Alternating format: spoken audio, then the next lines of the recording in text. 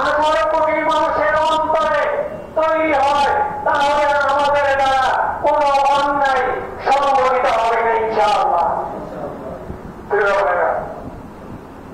আসুন আমরা এই পরিবর্তনের সূচনা করি, আমরা এই পরিবর্তনের প্রথম সাক্ষী হই।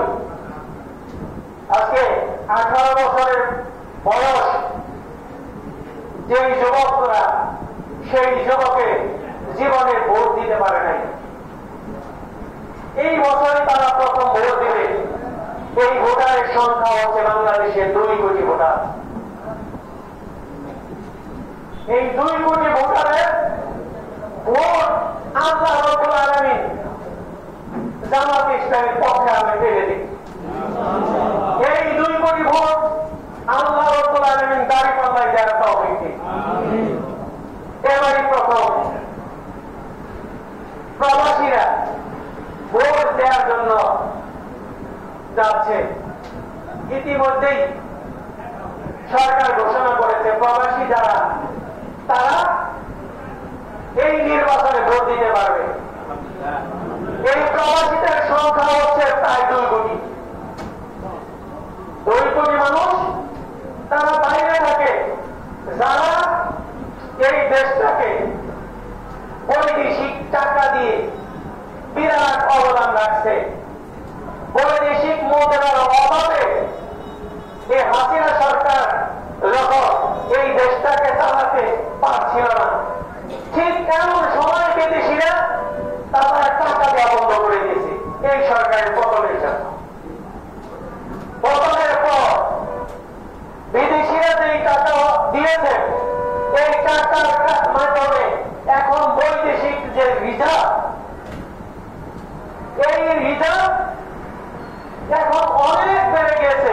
খালি তাই না, যে ঋণ তাদেরকে দিতে হতো, বিদেশের ঋণ দিতে হতো, এই বিদেশের ঋণ গুলো ইতিমধ্যেই পরিশোধ করা হয়েছে। তাহলে এই যে অর্জনগুলো, এই অর্জনগুলো সম্ভব হয়েছে কেন?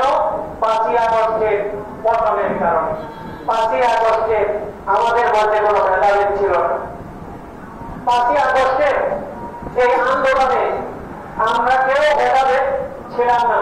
এখানে হিন্দু, মুসলিম, বৌদ্ধ, খ্রিস্টান, নারী পুরুষ সম্মিলিত ভাবে ঝাঁপিয়ে পড়েছিল।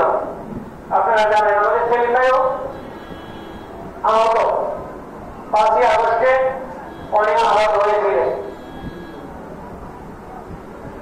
আমরাও সেই জায়গায় ছিলাম, কিন্তু আমরা ছিলাম, আমাদের এই অবদানটা অনেকেই স্বীকার করতে রাজি না। অনেকে মনে করে এইখানে জামাত শিবিরের কোনো অবদানই নাই, অথচ এই দেশের মানুষ জানে জামাত এবং শিবিরের লোক ছাড়া এই হাসিনা সরকারকে পতন করা সম্ভব ছিল না।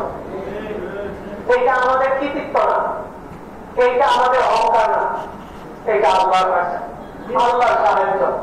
আল্লাহ যদি আমাদেরকে সাহায্য না করতেন, তাহলে আমরা এই 5ই আগস্টে বিজয় অর্জন করতে পারতাম না।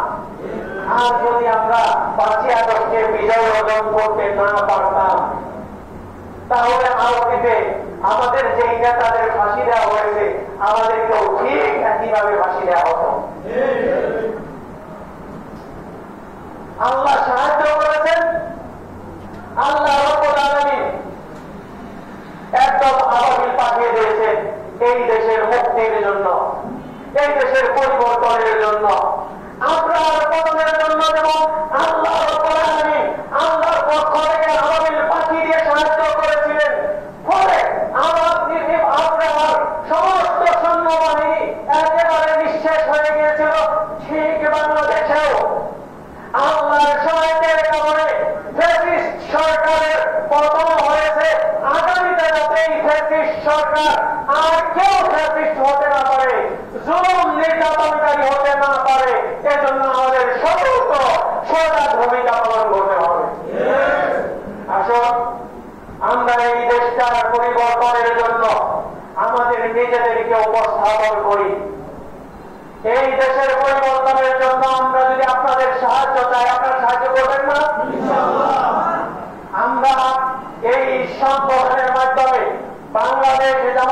ইসলামীর মাধ্যমে আল্লাহর এই জমিনে আল্লাহর দ্বীনকে বিজয়ী করে ইনশাআল্লাহ এমন একটি সুখী সমৃদ্ধশালী বাংলাদেশ গড়তে চাই, যেই বাংলাদেশ গড়ার জন্য মহান আল্লাহ তাআলা নবী রাসূল পাঠিয়েছিলেন, আর সেই নবী রাসূলদের দেখানো পথেই ইনশাআল্লাহ সেই সাফল্যমণ্ডিত সৌন্দর্যমণ্ডিত একটা সুন্দর উপহার দেশ উপহার দেওয়া সম্ভব।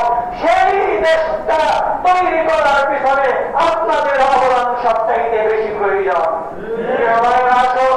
আমরা আজকে সিদ্ধান্ত নেই, আজকে থেকে আর কোন দল নয়, আজকে থেকে অন্য কোন মার্কা নয়, আজকে থেকে সিদ্ধান্ত নেই এখন থেকে আমার বাড়ির, আমার প্রতিবেশী, আমার পরিবার পরিজনের সকল লোক ইসলামের পক্ষে হবে ইনশাআল্লাহ। আল্লাহ রাব্বুল আলামিন আমাদের সকলকে সেই তাওফীক দান করুন। এই কথা বলে আপনাদের সকলকে মোবারকবাদ জানিয়ে সকলের সুস্বাস্থ্য কামনা করে আমার কথা এখানে শেষ করছি। আসসালামু আলাইকুম ওয়া রাহমাতুল্লাহি ওয়া বারাকাতুহু।